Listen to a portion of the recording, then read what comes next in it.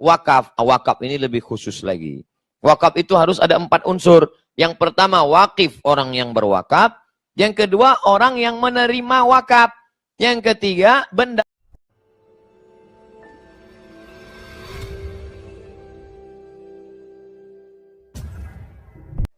Idza matal insan, kalau manusia meninggal, inqata'a, putuslah amalnya, illa min salasatin. Illa min salasatin. Inqata'a min amalihi illa min salasatin. Amal yang lain putus. Ibu yang rajin baca Yasin, malam Jumat baca Yasin. Baca Yasin, setelah meninggal dunia putus. Ada orang mati baca Yasin. Kalau ada orang mati baca Yasin, kabur kita semua. Salat duha, salat witir, salat tahajud, salat qabliyah, salat ba'diyah, salat isyraq, salat awabin, salat tasbih, salat hajat. Macam-macam salat. Setelah meninggal dunia, putus. Tapi ada satu amal yang tidak putus. Ada 3 kata Nabi. Illa min salasatin. Kecuali 3. Yang pertama, min sodaqatin jariyah. Sodakoh jariyah. Yang paling tinggi namanya zakat. Di bawah zakat namanya infak. Di bawah infak namanya sodakoh. Di bawah sodakoh namanya wakaf. Zakat, infak, sodakoh, wakaf. Apa bedanya Pak Ustadz? Zakat itu wajib. Ada nisabnya 85 gram emas. Bapak ibu yang punya uang 85 gram emas.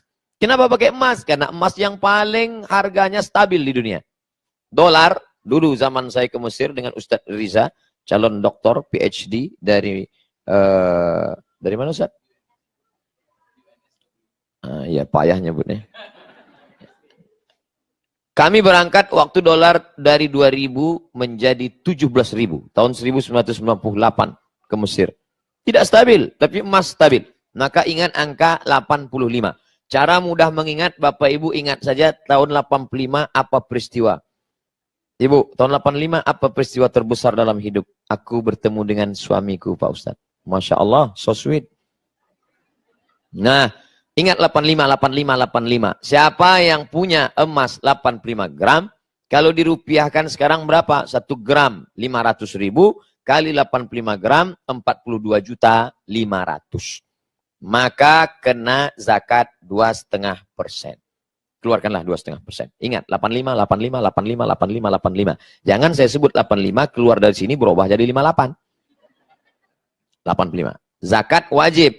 Dan ada tempat penyaluran yang tidak boleh kita geser, tidak boleh kita otak-atik. Innama shadaqatu lil fuqara wal masakin wal 'amilina 'alaiha wal mu'allafati qulubuhum fir riqab wal gharimin wa fisabilillah wa banis sabil. 8. Tidak boleh dialihkan ke yang lain. Ini namanya zakat. Di bawah zakat ada namanya infak. Kalau ibu belikan karpet, infak. Bapak belikan lampu, infak. Bapak belikan mikrofon untuk masjid, namanya infak. Kalau dia benda, infak. Tapi tidak semua orang bisa berikan infak. Maka orang yang susah miskin, nggak punya uang, jangan sedih. Karena di bawah infak ada namanya sodakoh. Apa beda infak dengan sodakoh? Kalau infak itu materi, benda. Tapi kalau sodakoh, tidak benda. Contoh, kalau ada orang beli semen. Ini semen untuk masjid. Itu namanya infak. Tapi kalau saya nggak sanggup untuk ngasih semen, tapi gotong royong untuk ngaduk semen, saya bisa. Itu namanya sodakoh. Karena setiap tulang sendi ada sodakohnya. Ngambil skop, ikut ngaduk semen, itu sodakoh. Saking tidak bisanya, mau ikut gotong royong juga nggak sanggup. Memberikan waktu juga tidak. Maka sodakoh yang paling ringan, tabassumika fi wajhi akhika sodakoh. Senyummu ke wajah saudaramu, sodakoh. Makanya kotak itu yang paling tepat namanya kotak infak. Jangan kotak sodakoh. Karena kalau kotak sodakoh nanti lewat orang senyum aja. Ini yang paling tepat itu kotaknya kotak infak. Itu yang paling tepat. Wa anfiqu min thayyibati ma kasabtum. Infakkanlah yang baik-baik dari hasil usahamu, uangmu, duitmu. Ini yang berada di meja kertas ini, kertas apa nih Pak Presiden? Formulir untuk infak atau sodakoh? Infak kan? Karena banyak juga saya tengok yang senyum-senyum aja. Ini yang perlu kita dudukkan masalah ini. Bahwa itu bukan sodakoh, Pak. Tengok, senyum boleh, tapi duit keluar. Infak, sodakoh. Paling tinggi zakat, di bawah zakat, infak. Di bawah infak, sodakoh. Wakaf. Wakaf ini lebih khusus lagi. Wakaf itu harus ada 4 unsur. Yang pertama, wakif, orang yang berwakaf. Yang kedua, orang yang menerima wakaf. Yang ketiga, benda yang diwakafkan. Yang keempat, ada ijab, ada qabul. Aku wakafkan tanah ini 1 meter untuk Masjid Baitul Ma'mur tunai. Aku terima, sah. Ada yang berwakaf, ada yang nerima wakaf, ada benda yang diwakafkan, ada ijab dan qabul. Maka tidak tepat kalau dibuat kotak wakaf. Karena kita tidak pernah akad dengan kotak. Aku wakafkan ini, kotaknya menjawab, aku terima. Nah, ini pilihan kata-kata. Jadi kata itu tidak ada sinonim. Kata itu ada penuh penjelasan detailnya. Zakat, wakaf, infak, sedekah. Kalau wasiat gimana Pak Ustadz? Wasiat temannya hibah. Kalau diberikan saat hidup, namanya hibah. Tapi kalau wasiat, nunggu mati. Makanya Bapak pengurus Masjid Baitul Ma'mur, kalau ada nanti jamaah. Pak pengurus Baitul Ma'mur, iya, itu ruko saya, itu saya wasiatkan untuk Baitul Ma'mur. Jangan senang dulu. Karena dia berpindah setelah mati. Setelah dia wasiat, 3 tahun, nggak mati-mati. Akhirnya pengurus, gimana Pak yang itu ruko kemarin, udah bisa kita ambil? Masih belum mati juga Pak Ustadz.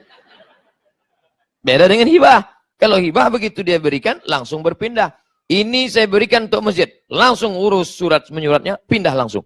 Tapi kalau wasiat, maka yang disebut dengan wasiat itu adalah materi, benda. Jadi kalau ada nanti orang, nak, kalau aku mati, meninggal, tolong antarkan kuburku ke tempat aku lahir dulu, makamkan di tepi sungai, di bawah pohon bambu, angin sepoi-sepoi.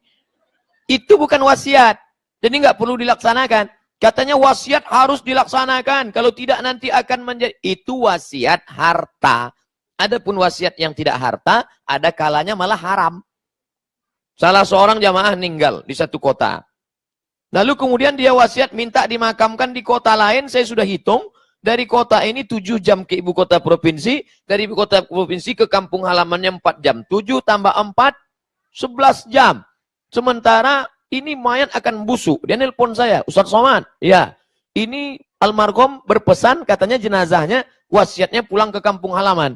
Tapi keadaannya sudah begini. Saya bilang, makamkan di tempat di mana dia meninggal. Loh, ini wasiat Pak Ustaz. Kalau tidak kami laksanakan nanti gimana? Yang namanya wasiat itu harta, duit, benda. Adapun pesan seperti ini, ada kalanya malah haram. Karena menimbulkan mudarat.